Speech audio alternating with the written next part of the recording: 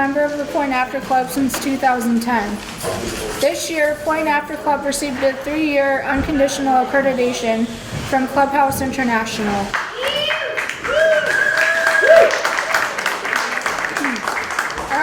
Clubhouse accreditation.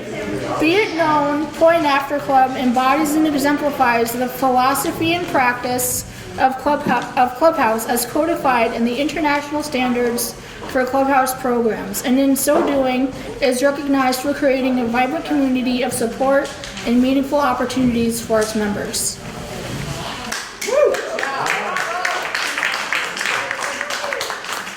I would like to share some information from Clubhouse International about clubhouses.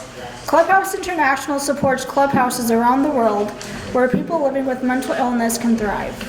Every day at clubhouses around the world, people living with mental illness are reclaiming their futures as part of a supportive and recovery-focused community.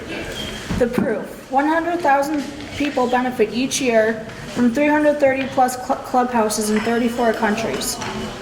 42% employment rate achieved at accredited clubhouses each year versus an average employment rate of 20% for people in the public mental health system.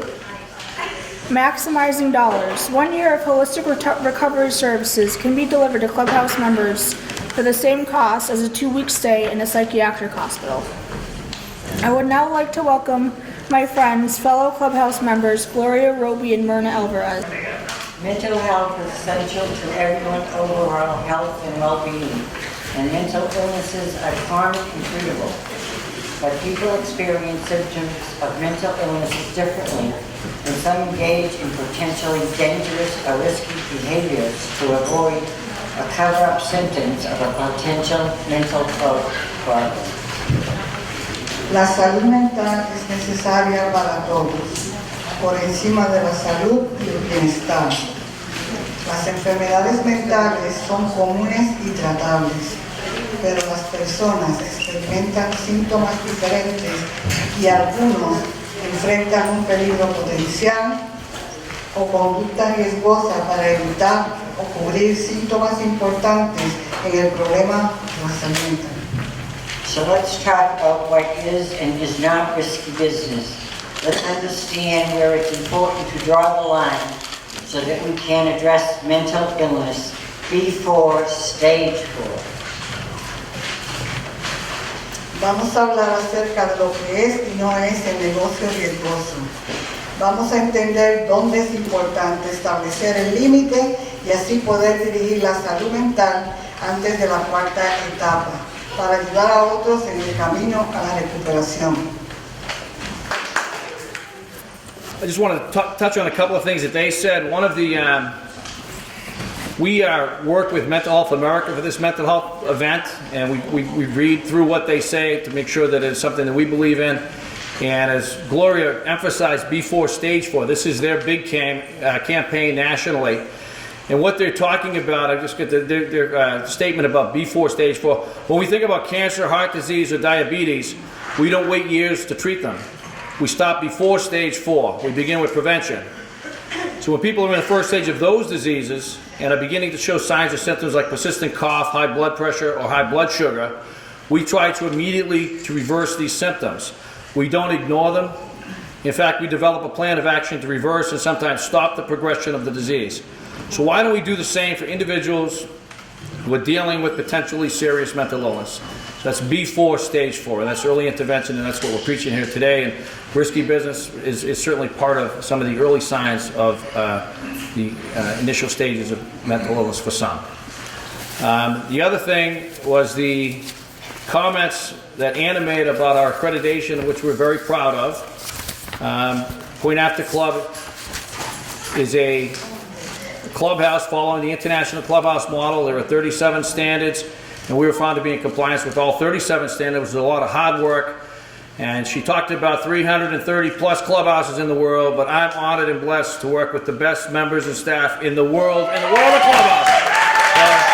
We have many community partners. We're certainly blessed here at the Point After Club, and we got some wonderful speakers, so I don't want to speak too long. You know, as Dave mentioned, I did kiss the blondie stone. I got the gift of gab, and I don't want to filibuster this. I want to bring up our first speaker, person that I've known for a very long time, It's kind of consistent with all the speakers today. He's a very nice man. He's a very nice person. It's nice to be important, but it's important to be nice.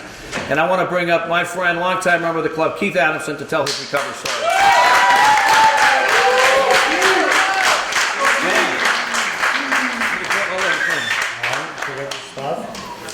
But the thing is, all thumbs, He keeps me in line, this guy. The theme of this year's Mental Awareness Month is addiction.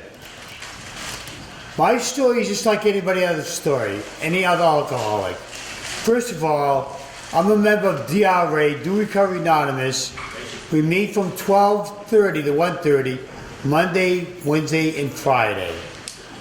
My story is just like any other alcoholic. It's short and to the point. When I was old enough to drink, I would drink occasionally, but my drinking days didn't really start until I was 34. When I was going out with Dale, my girlfriend, when we would split a six-pack on the Friday nights, then it started to be a Friday and Saturday night. And this went on for a couple months. Then it got out of hand and it was a half a pint of vodka every night. After about a month, I started having the DTs. I was no longer drinking to self-medicate, I was drinking to get drunk. Then one day I was short on money and found myself in the alley fishing out of 5-6 cans out of the barrels to bring them to the redemption center to cash them in so I could get a bottle for the night. That night, sitting on the couch on the south side palm in the lawns, I said to myself, to my girlfriend, sitting across from me and said, "Who is this woman I am with? All we have in common is that we like to drink." I had hit bottom. So the next day while she was still sleeping, I packed in my bags, my backpack, and my medication and escaped out the back door. Then I went to my mother's house with my tail between my legs and said, "Would you please take me back in?" She said, "Okay, but there's no drinking or drugging in the house." So I moved back in and started attending AA meetings. When I first got there, I thought AA meant American Airlines, and that all the members were fat and bald like I am today, and also that we were going to teach me how to drink right. But I soon found out it meant complete abstinence of alcohol. I am proud to say after one slip, I have 8 years of sobriety.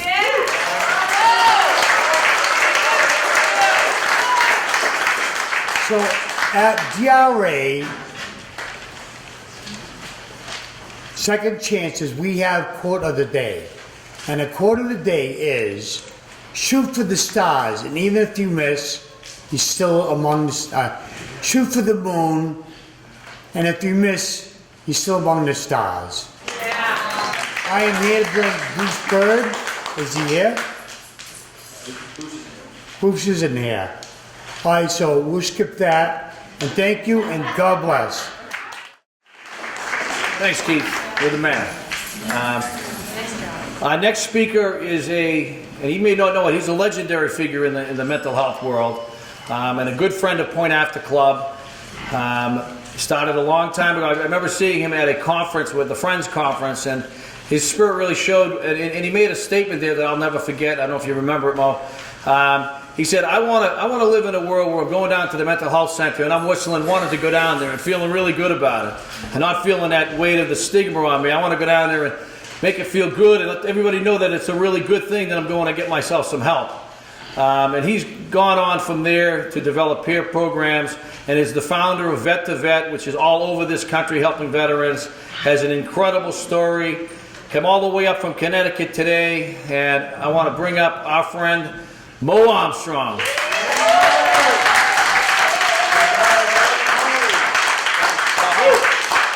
So it's so good to be here. Should I do this bilingual?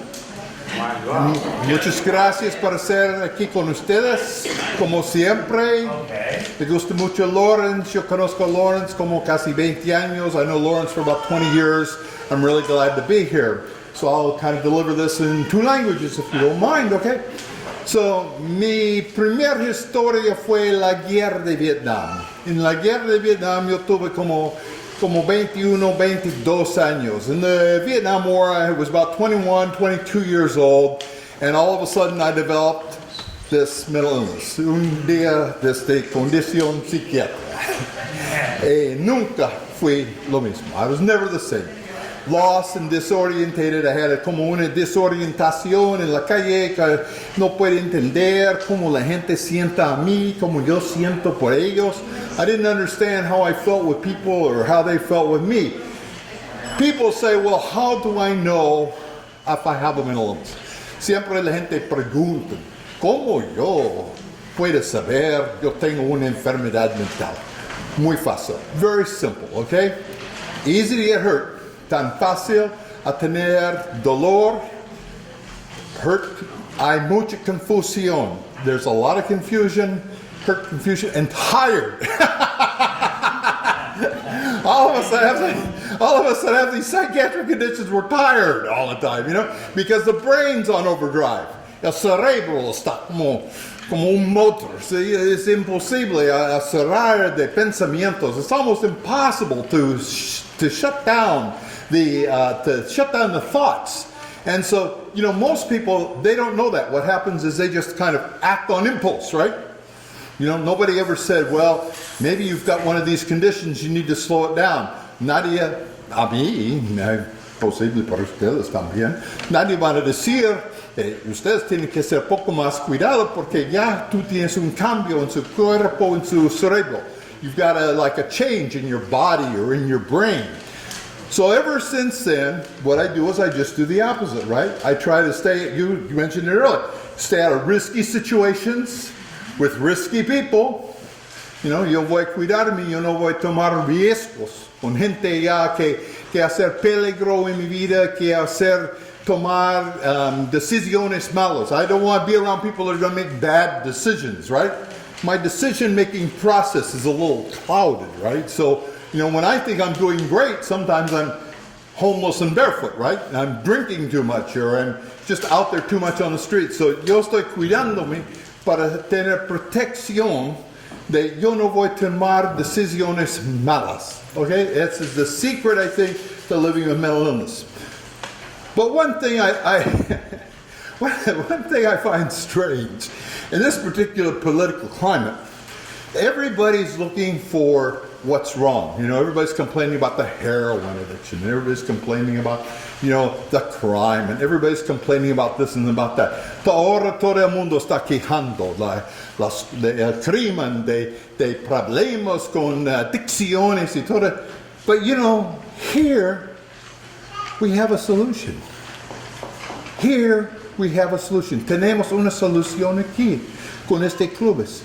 You know, I've always amazed. I always believed that the day, you know, I know it's too much of a dream to ask for, but the dream we would have a free and sober social club on every street corner like we got a darn bar and tavern. You would see a big change in America. Cuando tenemos un club social como este, en cualquier rincón en todo Estados Unidos, vamos a tener un cambio. Tan fácil. But you know, we're out there, we don't see it.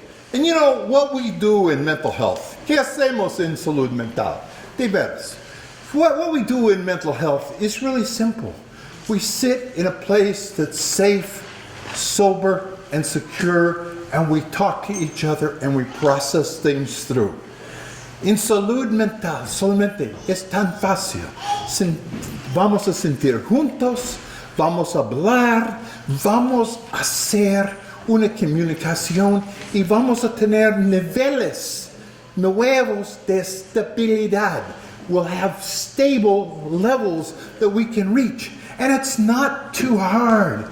This takes place persona a persona, person a person. That's how this takes place. There's not going to be some magic bullet, some magic pill, some magic thing. We have to every day of the week. No hay una pastilla, no hay una medicina que es un milagro. Solamente necesitamos hablar persona a persona. And with this, that takes the miracle. Then, I find out, yo voy a decir una cosa. La gente que participaron más en el programa, the people that participate more in the programs that we attend, and I believe in these programs. I attend these programs. I attend these support meetings myself. I'm not some guy out there doing this. I'm doing this for me, right? I'm not doing this for somebody else. I'm doing this to keep me under wraps. Yo estoy haciendo por mí mismo. But tener un poco más rapado. I don't know how you say wrapped, but in Spanish. But I'm trying to keep me more wrapped. You know what I mean? I'm not doing this as some big gift for people. So I want to take time to thank each and every one of you here, because that's a contribution we can make. It's not a big bang. It's not a big explosion. It's just every day we meet somebody, we process with them, we get them through, we meet somebody else. The next day we process with them, we get them through. That's all there is to life, folks. And I'm going to tell you right now, yo voy a decir una cosa. America's looking for solutions. But if we would have started, most of us, when we were young, if we would have started with places and programs like this, and people who outreached with us when we were young and in high school, many of our young people, all they needed was just a couple of little tips. Solamente somos unas palabras. That's all it takes, folks, just some words. And that's how we get to the next place. What's the place we're trying to get to? Sane, stable, safe, and sober. Thank you very much. Thank you. Thank you.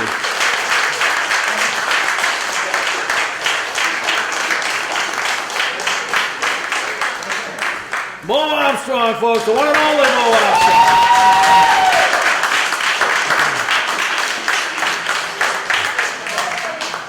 So at this time, I'd like to call up Eileen O'Connor Bonnell, the Chief of Staff for Mayor Daniel Rivera's office here in the City of Lawrence. Hi, Tom, thank you very much. And I just want to thank Keith and Mo for being so willing to share your stories.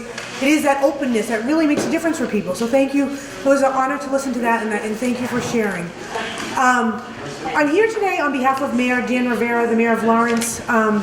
The mayor always says the biggest asset for our city is our citizens. When he says our citizens, he means both our residents as well as our corporate citizens, and that includes our not-for-profit corporate citizens. Agencies like the Point After Club really make a tremendous difference in the day-to-day lives of the city's residents.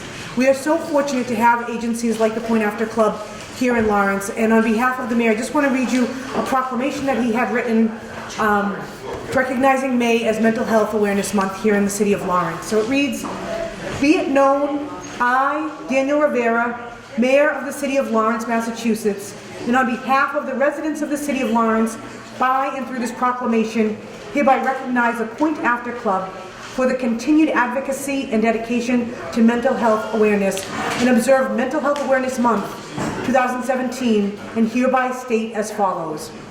Whereas Mental Health Month has been observed in the United States since 1949 and has reached millions of people through this observance, and whereas the citizens of Lawrence value their health and mental health and that of their families and are proud to support the observance such as Mental Health Month, and whereas Mental Health Awareness Month is essential to everyone's overall health and well-being, and all Americans experience times of difficulty and stress in their lives, and whereas education and prevention are crucial in reducing and treating mental illness, and whereas mental illnesses are real and prevalent in our nation, and with early and effective treatment, those individuals with mental illness can lead full, productive lives. And whereas each business, school, government agency, healthcare provider, organization, and citizen shares the concerns of mental illness and has a responsibility to promote mental wellness and support prevention efforts. Now therefore, I, Mayor Dan Rivera, on behalf of the City of Lawrence, Massachusetts, do hereby proclaim the month of May as Mental Health Awareness Month. Furthermore, I set my hand and affix a seal of the City of Lawrence, Massachusetts, this 5th day of May in the year of our Lord, 2017. So, this is not just Mental Health Awareness Month. Thank you, Eileen. Thank you so much, Eileen Bedell from the Mayor's Office, doing that presentation. Wonderful. So, around us, if you didn't know, I know that Julia was doing a good job letting everybody know initially coming in the door, but we have a tremendous international project, if you joined us late, the Gateways of Hopes and Dreams project.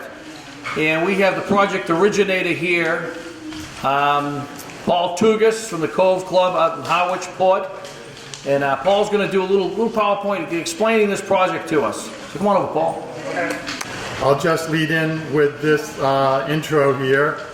Around the room, like Tom said, you see the 45 submissions thus far received from the Gateway of Hopes and Dreams project. What I did was I worked with Clubhouse International of New York City, the central Clubhouse coordinating agency, and what they did for me was they sent out emails to as we've said before, the 320 clubhouse located around the world. We requested each clubhouse to work on submitting a 6-inch square of artwork, and the square was to contain at least one circle in it. And the reason I selected the circle was because it's a profound symbol of unity, wholeness, transcendence, and the self. The world is spiraling and growing in ever-increasing complexity. And I think we need to reach out and build new bridges. And this project is an attempt to build a bridge. One of my goals for the project is to unite clubhouses through a common project of artistic expression. Let me just interject at this moment, art is something that is universal communication.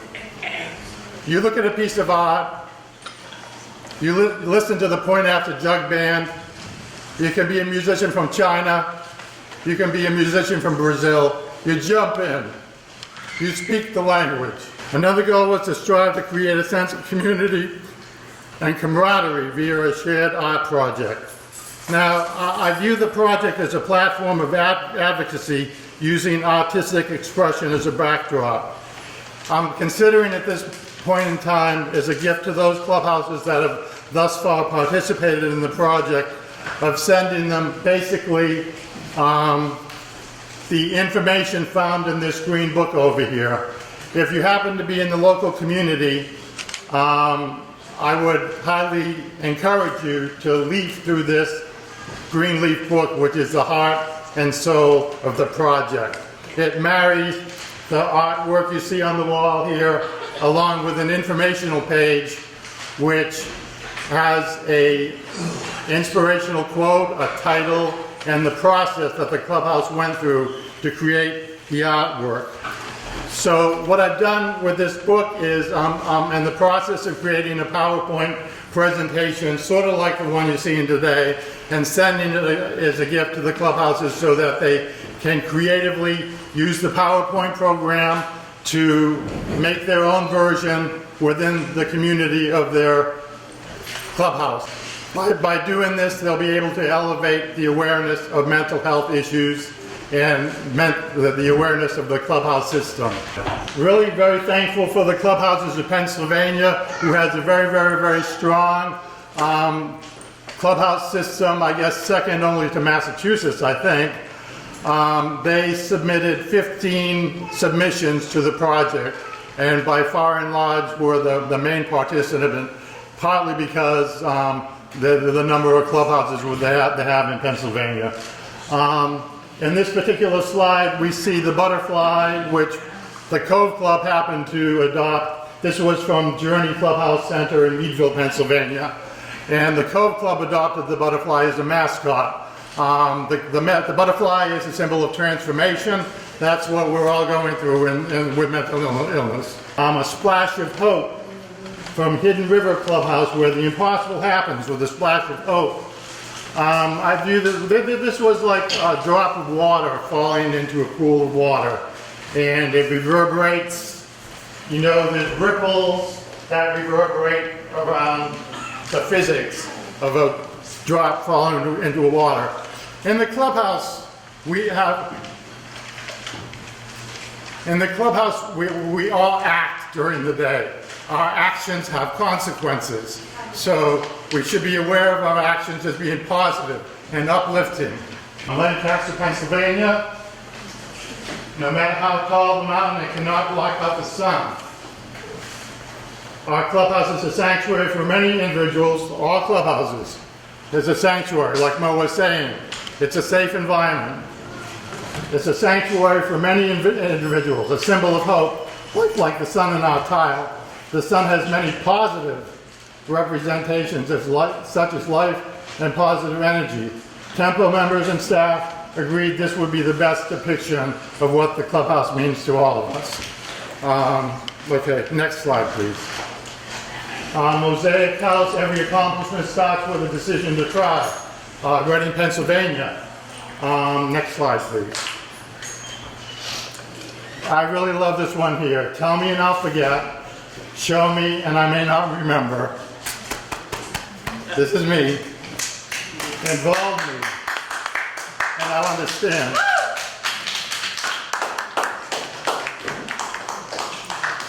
Next slide.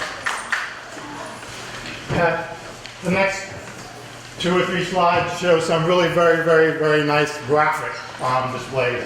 Passageway Clubhouse in Warren, Iowa, moving forward together.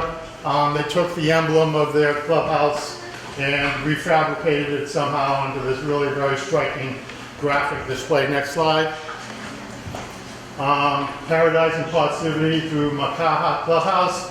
7 colors make a rainbow, 7 chords make music, 7 days make a week, 7 continents make a world, and 7 beautiful letters make us friends. Oh, that's nice. This was AKA. Another name. The name was longer. Unicorn Sneeze. Does anyone know what a unicorn sneeze is here? Oh. Well, that's a really pressing question. I don't either. From ultraviolet to infrared, we are the colors of the rainbow. Distinctly different, yet we blend to make something beautiful, something greater than our individual selves. Warren, Michigan. Okay. And next slide, we received submissions from all over the world. This one here from Matala, Thornton House, Matala, Sweden. There is the circle with, they have 61 members in the clubhouse, members inside the clubhouse, members outside the clubhouse. We all have the capacity to contract mental illness. The stresses and strains build up in our lives and we break. So everyone can end up with it in a circle. No one is immune. Next slide, please. This is another one of my many favorites in the project, Reykajavik, Iceland. And there's an explanation in the book there about this slide here, which is very interesting as well. Next slide. Cape Breton Island, Canada. The tartan colors of the flag, I guess Scottish maybe, from the island of Cape Breton, and the aerial view maybe from space of the island. Next slide, please. All the way from Taiwan, Republic of China. Next slide, please. 5 submissions from Australia. Next slide, please. Jacaranda Clubhouse, where they had individual members make up individual pieces of artwork. And they pasted them together in a collage to try to maximize the involvement of members within the clubhouse. Next slide, please. Diamond House from Australia. Next slide. Canesfield, Australia, where they have a very extensive sugar cane crop. So a couple people mentioned to me that it's very hard to draw hands artistically, and I experienced that myself in a slide you'll see at the end here where I tried to replicate the hands and artistically rendering them. I may be cut down, but I will regrow. Okay, next slide. Another Junction Clubhouse, Cairns, Queensland, Australia.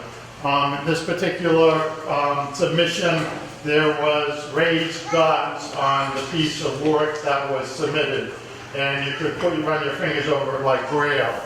And I believe this represents the Aboriginal culture artwork within the country. Next slide. Titled Hope Family Friendship, Forum House, Westfield, Massachusetts. This was the first submission we received for the project, and I was very excited to see the potential that existed coming up before us. With a new day comes a new strength and new thought. A quote from Eleanor Roosevelt. The theme of our piece is growth and unity. We chose a tree to represent growth and recovery, and its branches to represent reaching out into the community. The circle around that tree represents unity within our clubhouse. We added a sun in our piece to represent hope and peace. We had a range of the pieces. This one here I consider to be very sincere, very humble, very straightforward. And the title of it was Helping Hands Around the World. We had that theme resonate a number of times throughout the submissions. So this is a very simple end of the spectrum. The next piece here I call like a boardroom presentation.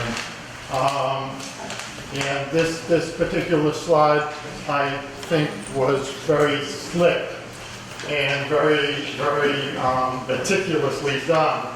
And there was a couple times that I sort of noticed that this is kind of an abstracted helping hands around the world.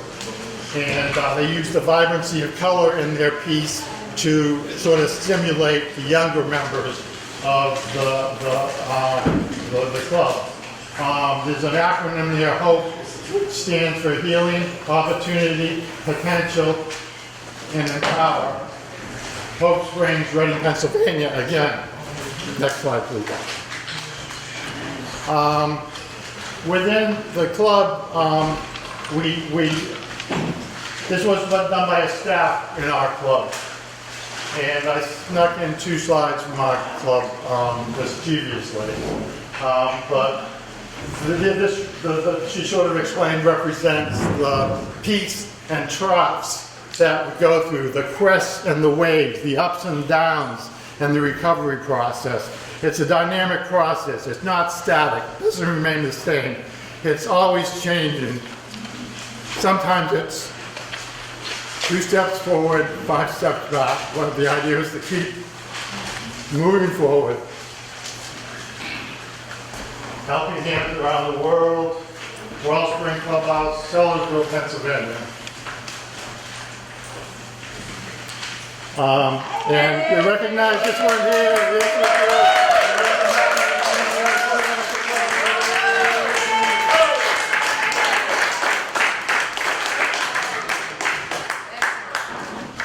So this slide leads into the next slide, which says the same thing. And next slide, please. Stift Tel Sen Fong Tan House, Örebro, Sweden. Title, I Am Me. Everybody's somebody. To be yourself in a world that is constantly trying to make you something else is the greatest accomplishment. I created this piece as a reminder to you yourself. To proudly put up your hand and say, I am me. The experiences you have, both good and bad, has made you who you are today. You should be accepted with flaws in you all. You should be accepted and respected for being you. Jenny Hildman, a very powerful statement. Next slide, please. This was a slide from the Cove Club, and Samantha in the back.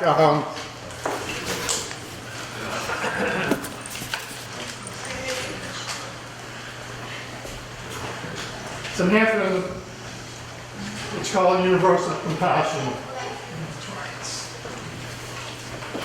So, next slide, please.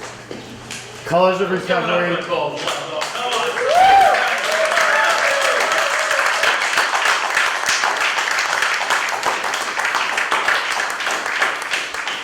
Colors of Recovery.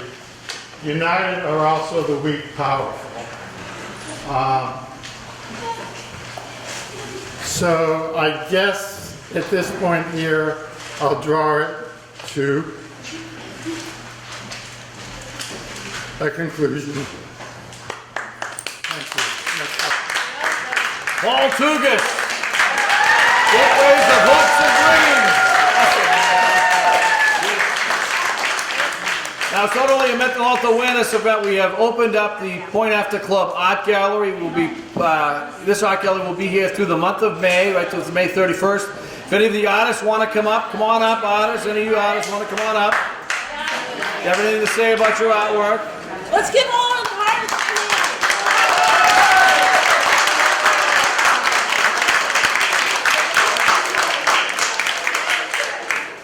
And if anybody's listening, we're going to do a quick group picture in the gallery space. If anybody would like to join us for that, everybody and anybody's welcome to do it. Just share one artist.